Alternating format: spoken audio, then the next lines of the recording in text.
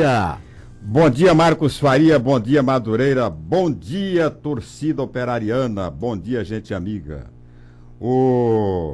Ouvindo ou não apelo feito ontem por esse programa, o governador André Putinelli autorizou a sua equipe econômica a estudar a possibilidade de antecipar, né, o consignado, aliás, a suspensão definitiva do consignado, exclusivo do Banco do Brasil, a partir do mês de dezembro. Havia uma decisão do governador de que suspenderia a partir de janeiro, mas para facilitar a vida do servidor público, que no mês de dezembro é dia de festa, aliás, é mês de festa, o mês de dezembro é mês de pagar conta, o mês de dezembro é dia de fazer contas, o governador decidiu e vai operacionalizar essa sua decisão já a partir do dia 1º de dezembro,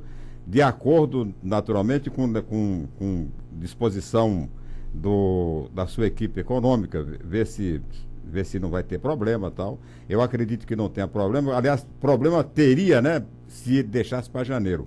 Teria, não sei se para o Estado, mas pelo menos para muitos servidores públicos que estão tentando há muito tempo se livrar dessa camisa de força do Banco do Brasil. Quando eu disse que eu falei aqui camisa de força do Banco do Brasil, não é porque o Banco do Brasil seja pior que os outros bancos, né? Todo banco faz propaganda enganosa, todo banco enche o saco aí da gente com esse converseiro fiado de que facilita a vida das pessoas, mas o problema do Banco do Brasil, esse consignado do Banco do Brasil com o Mato Grosso do Sul, era a forma draconiana com que o Banco do Brasil tratava os funcionários públicos, impedindo-os de fazer qualquer tipo de operação com outro banco, com seu salário em outro banco. Mesmo que o outro banco oferecesse juros menores, mesmo que houvesse restrição no Banco do Brasil. Um contrato diferente dos contratos que foram feitos em outros estados. E eu tenho aqui a cópia do contrato que foi feito do Banco do Brasil com os consignados no Congresso, na Câmara dos Deputados, onde o correntista, se encontrar juro mais barato, o banco libera. E quando o correntista tiver problema de restrição no próprio Banco do Brasil, o Banco do Brasil também libera para que ele faça a sua operação de crédito em outro banco, coisa que não acontecia aqui no Mato Grosso do Sul, prejudicando centenas, milhares de servidores públicos que ficavam impedidos de fazer qualquer tipo de transação se tivesse qualquer restrição no Banco do Brasil. Então, muito obrigado, em nome de todos os servidores de Mato Grosso do Sul, muito obrigado ao governador André Putinelli por ter compreendido, né, a importância dessa sua medida a ser tomada com antecipação para o mês de dezembro. Está enrolando aí o problema da gestão compartilhada, da gestão da Santa Casa. Ontem teve uma audiência na Câmara Municipal, os interventores da Santa Casa não compareceram, que eu acho deviam ter comparecido, até porque 1º de janeiro a realidade desta relação da Santa Casa com o município e com o Estado vai ser outra completamente diferente, até porque a Prefeitura terá um novo comandante, né, terá um novo prefeito. Então, eu acho que deveria ter comparecido até para passar, né, algumas informações interessantes para que a Câmara Municipal pudesse encaminhar, porque a Câmara continua, a Prefeitura também continua. E a dramática situação da Santa Casa também continua, pelo menos até maio, quando a BCG, que é a Associação gestora oficial, formal da Santa Casa, deve voltar a dirigir a entidade. Eu sempre defendi a gestão compartilhada. E não sei porquê, não entendi até hoje porquê que o prefeito Nelsinho Trade não operacionalizou no decorrer desses quase 8 anos, o compartilhamento dessa gestão na Santa Casa, que era um pleito, né, da sociedade e da própria direção da Santa Casa, porque ninguém tem, o poder na Santa Casa não termina não fascinando ninguém, porque é só dor de cabeça, é só mão de obra. Então, se o município propusesse, houvesse proposto uma gestão compartilhada com a BCG, é claro que a situação da Santa Casa hoje poderia estar muito mais, quer dizer, poderia estar tranquila ou muito menos imprevisível do que está hoje. Conversei ontem à noite com o prefeito Nelson Trade sobre o problema não propriamente do aterro sanitário, porque o aterro sanitário foi as obras, a ativação foi suspensa pela Justiça, mas não vai ter muito prejuízo, ou pelo menos não vai ter prejuízo imediato para a população, até porque o serviço de coleta de lixo continua normal na capital, com a utilização por mais algum tempo, até que se decida o problema jurídico, com a utilização do lixão que havia sido desativado. Então volta a ativação do lixão e o lixo continua sendo recolhido normalmente, as pessoas podem ficar tranquilas. Quanto a liminar a decisão da Justiça de proibir o funcionamento do aterro sanitário, que deveria ter começado ontem, o prefeito disse que já encaminhou todas as respostas a um questionamento feito pela juíza e que espera que o assunto seja resolvido aqui mesmo em Campo Grande, sem ter que, aliás, aqui em nível de primeira instância, sem ter que recorrer. Ele acha que é possível, até porque dados utilizados pelo Ministério Público Federal são um tanto quanto defasados. Ele espera que isso seja apenas um grande equívoco e tudo seja solucionado, até para que no dia 1º de janeiro, quando o prefeito novo entrar, já não tenha mais problema pelo menos esse grande problema do lixo em Campo Grande. Quanto ao lixo hospitalar, o prefeito explicou que essa não é a decisão do município de Campo Grande. Está na lei dos resíduos sólidos, sancionada em 2010 pelo presidente Lula e que é aplicada por etapas. E essa etapa de 2012 é exatamente essa do lixo hospitalar, do aterro sanitário.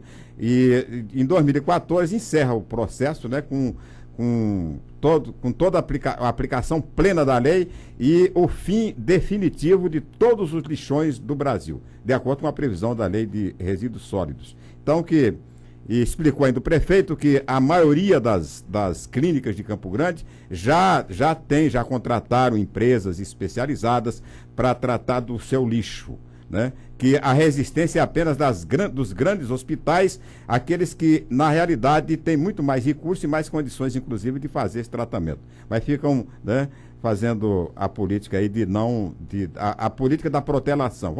Dá mais 90 dias, tal. Já sabiam desde 2010, quando a lei foi sancionada, que em 2012 iam ter que contratar empresas para o tratamento, destinação, para o recolhimento, a coleta, tratamento e destinação dos seus resíduos.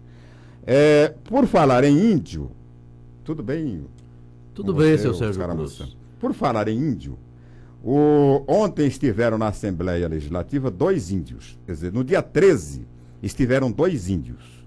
Os 2 índios fizeram acusações graves e sérias, inclusive com um áudio, né, que teria sido gravado, não se sabe de onde, não se conhece a voz, até porque o vídeo era totalmente clandestino. E esse vídeo foi solenemente entregue ao presidente da Assembleia Legislativa como uma ameaça, né, dos índios de 2 Irmãos de Buriti, da organizadíssima comunidade de 2 Irmãos de Buriti, que estaria cometendo contrabando de armas pesadas do Paraguai para uma possível agressão aos fazendeiros da região. Então, os próprios índios, 2 índios, não se sabe onde surgiram esses índios, um é Danilo, presidente da associação, não sei das quantas, dos direitos indígenas, que fez, aliás, um discurso de candidato, né, um discurso bonito na Assembleia e tal, e fez a denúncia formal, entregou o CD para o presidente da Assembleia, de que era iminente, né, uma agressão dos índios da aldeia de 2 Irmãos de Buriti aos fazendeiros da região. Houve um suspense, né? Foi encaminhado para a Polícia Federal. A Polícia Federal mandou prender os líderes, né, da aldeia de Dois Irmãos do Buriti, inclusive um vereador, foi tudo para cadeia, foi preso porque o negócio era grave. Vasculhou todas as ocas, né? Ocas, todas as casas dos índios na aldeia dos Dois Irmãos do Buriti, encontraram apenas uma espingarda pica-pau. Aí ontem, os líderes da aldeia do Buriti, inclusive o vereador, né, de Dois Irmãos do Buriti, estiveram na Assembleia para explicar que sofreram todo tipo de constrangimento por uma vingança idiota, mesquinha, dos próprios índios que nem da aldeia são índios da cidade, né? 2 índios da cidade que fizeram a denúncia. Por quê? Porque houve no dia 6 uma eleição na FUNAI para a escolha do coordenador, e essa eleição, os eleitores são exatamente os caciques de todas as aldeias de Mato Grosso do Sul. E os candidatos do Danilo e companhia não tiveram nenhum voto na eleição. Zero, né? Traço, não deram nada. Os eleitos foram exatamente indicados pelo cacique, e os eleitores eram os caciques, entre esses caciques estavam exatamente os caciques da aldeia do Buriti. Foi onde caiu a vingança maligna do Danilo e de um outro índio, que eu não sei de onde diabo foi que ele surgiu, que ele apareceu para fazer essa denúncia. Então, é preciso que os senhores deputados, os senhores vereadores, né, estejam muito antenados, muito atentos nessas brigas internas, para impedir que, de repente, o deputado está convalidando atos aí totalmente insignificantes do ponto de vista político, mas que podem prejudicar não só a luta dos índios, né? Eu acho até que isso foi colocado para isso, para dividir os índios, mas como trazer, né, toda essa dissabor, isso que aconteceu lá na aldeia de Dois Irmãos, quando prenderam praticamente todos os homens da aldeia, vasculharam a aldeia toda para encontrar um arsenal de armas contrabandeadas, que se resumiu a uma pequena espingarda pica-pau. Falei e tá falado. Muito bem, seu Sérgio Cruz, são 7